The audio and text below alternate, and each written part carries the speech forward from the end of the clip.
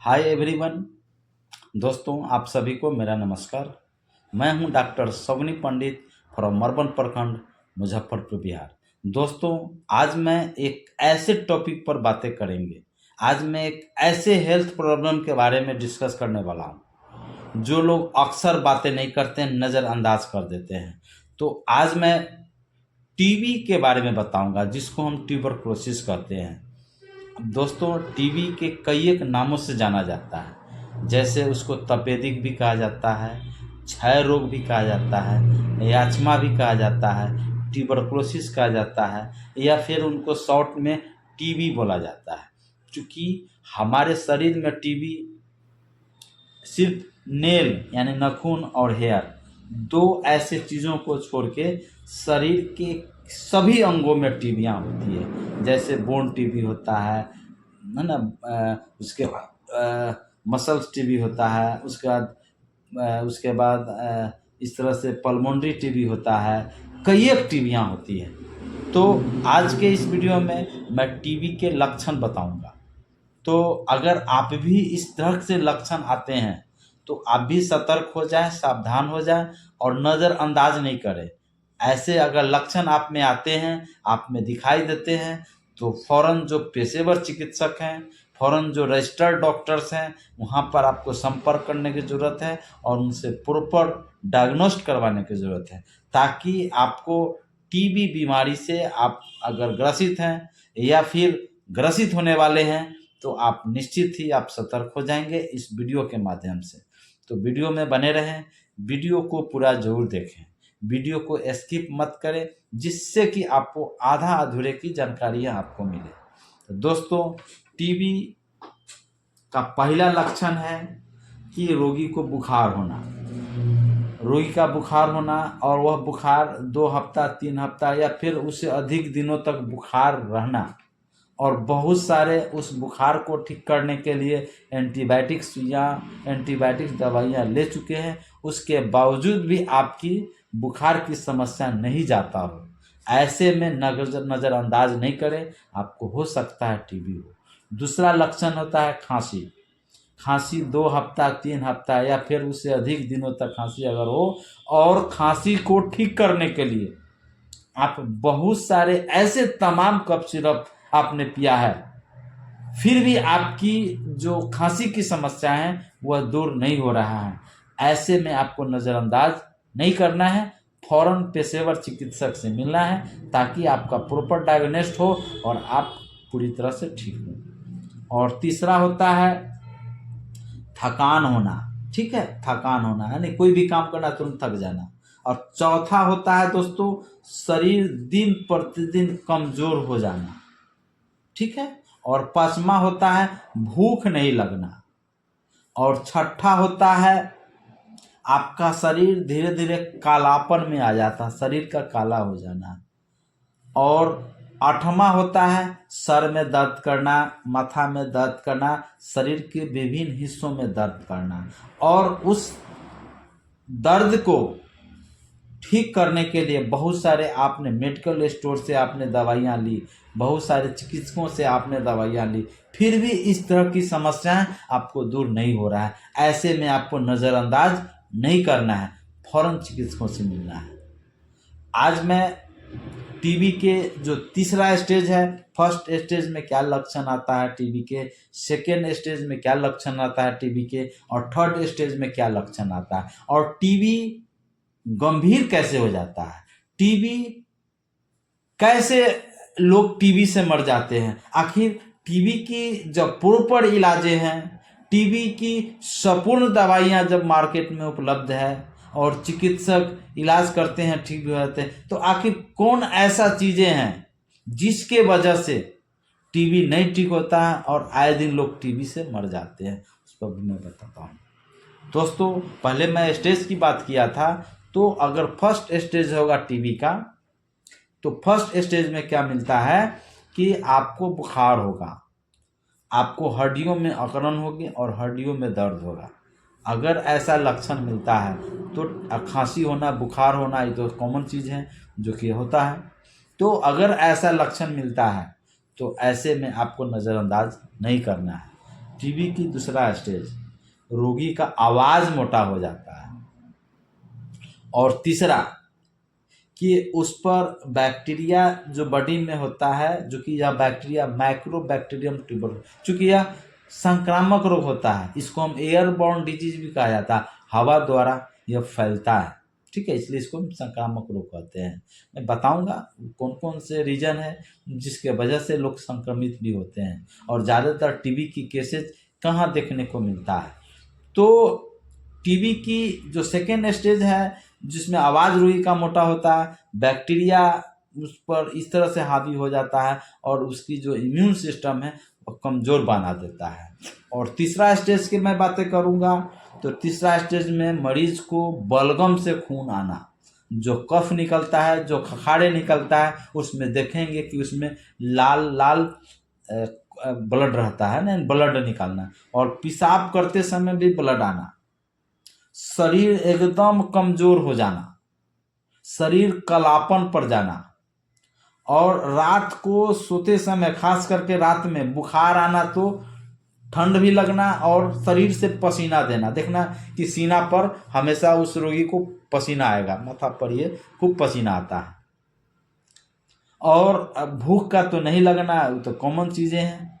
तो ये third stage होता है। थर्ड स्टेज में एक और भी मूल बात है कि रोगी इतना कमज़ोर हो जाता है, चूँकि उस पर जो बैक्टीरिया होती है, माइक्रोबैक्टीरियम ट्यूबरकुलोसिस जो बैक्टीरिया होती है, वह इस तरह से हावी हो जाता है बॉडी पर, अपना संख्या ग्रो कर देता है, अपनी संख्या को मल्टीप्लाई करता है, और शरीर के जो इम्यून सिस्टम है, जो प्रतिरोधक क्षमताएं हैं, वह कमज़ोर बना देता है, जिससे कारण शरीर को देखेंगे कि उनका हड्डी दिखाई देगा, फेफड़ा यानी कलेजा का हड्डी देखिएगा, पेट की जो ये जो हड्डियां हैं हमेशा वो दिखाई देगा, आपको समझ में आ जाएगा कि इसको टीबी है। लोग देख करके लोग क्लियर कर देगा इसको तुमको टीबी है।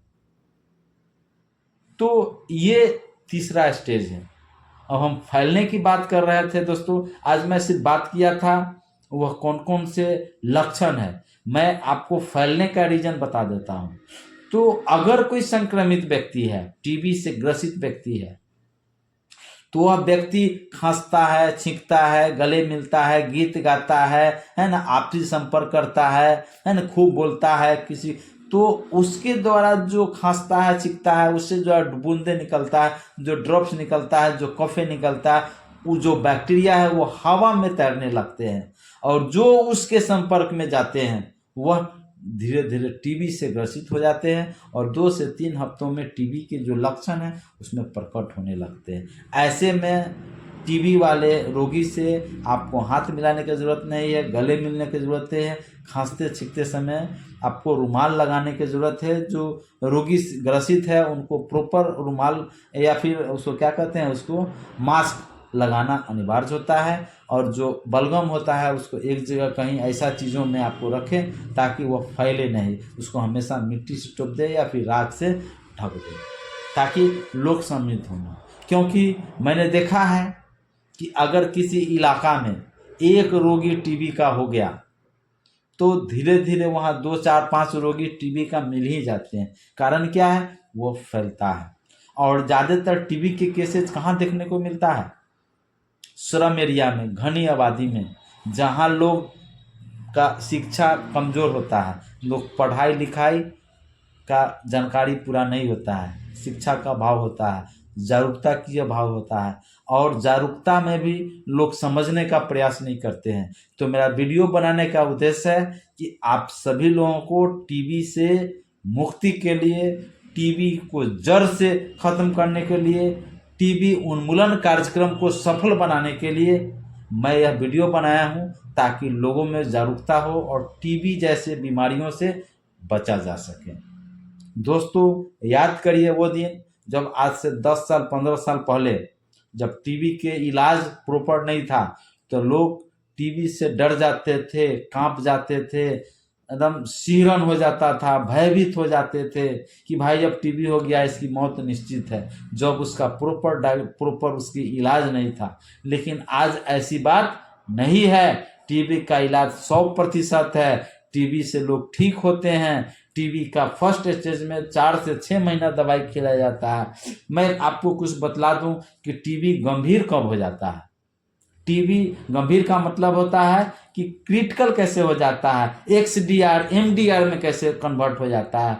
जब रोगी टीबी की जब दवाइयाँ शुरू होती है तो उस दवाइयों को डॉक्टर्स जो स्टाफ्स होते हैं, पैरामेडिकल स्टाफ्स होते हैं, या फिर हॉस्पिटल्स में टीबी को जो स्टाफ यानी लैब टेक्नीशियन जो देखते हैं, आपको पूरी तरह से समझाया जाता है, बताया जाता है। आपको आशा दीदी, आपको एनएम दीदी आपको बतलाती है कि इस दवाई को छोड़ना नहीं है, इस दवाई को पूरी डोज लेना है, इस दवाई को जितना दिन 4 हफ्ता 6 हफ्ता 10 हफ्ता या फिर 4 महीना 6 महीना आपको बताया जाता है, तो आपको लेने की ज़रूरत है और आप ऐसा करते नहीं हैं।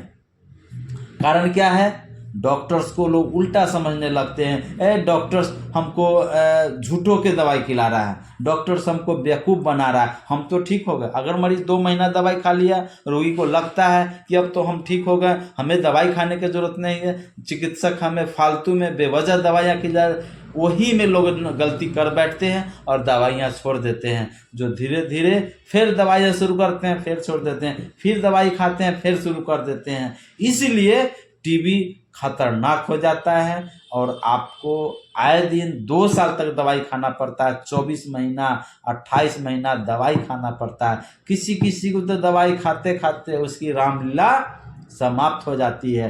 तो इसमें जिम्मेवार मेडिकल साइंस नहीं है, इसमें जिम्मेवार डॉक्टर्स नहीं है, इसमें जिम्मेवार वह खुद होता है, क्योंकि वह खुद समझने के लिए तैयार नहीं होता। यही रीजन है एक्सडीआर एमडीआर में। खैर, एक्सडीआर एमडीआर जो होता है मल्टी ड्रग रेसिस्टेंट, उसमें आपको जो दवाएं जैसे स्ट्रेप्टोमाइसिन दवाइयाँ क्या दिया जाता है, पहला होता है जो आइसोनियाजाइड है जो आपको दिया जाता है, रिफाम्पिसिन दिया जाता है ना, पायराजिनामाइड दिया जाता है, थाम्बुटोल दिया जाता है। चूँकि यह एंटीबायोटिक 4 एंटीबायोटिक्स हैं जो आपको दिए जाते हैं। इसके साथ और भी दवाइयाँ हैं, जैसे उसके सिम्टम्स के आधार पर, जैसे भूख नहीं लग रहा है तो जैम दिया जाएगा, पैरिडॉक्सिन है जो दिया जाता है, लिवोफ्लॉक्सासिलिन जो कि आज में काफ़ी उसमें इफेक्टिव होता है, तो डॉक्टर्स आपको लिवोफ्लॉक्सासिलिन के जो टैबलेटें हैं वो दिया जाता है। स्ट्रेप्टोमाइसिन के जो इंजेक्शंस हैं जो कि आपको अल्टरनेटिव पड़ता है, जो कि आपको लेने की ज़रूरत है, जो मांसपेशियाँ में दी जाती है। इस तरह से चूँकि यह अपना जो इलाज का जो प्रक्रिया है वो चिकित्सक का काम है, वो आपका काम नहीं है।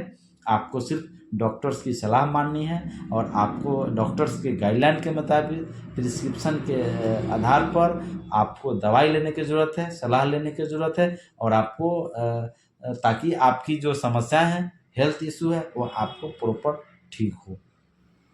तो दोस्तों, मैं और भी टीबी के बारे में आपको मैं बतलाऊंगा, लेकिन मैं उम्मीद करता हूं कि आप जो मैंने आपको बताया है यह काफ़ी आपके लिए इफ़ेक्टिव होगा और आप इस वीडियो के माध्यम से टीबी संबंधित बहुत सारी ऐसी जानकारियां आपको मिली होगी जो आपको पता नहीं था।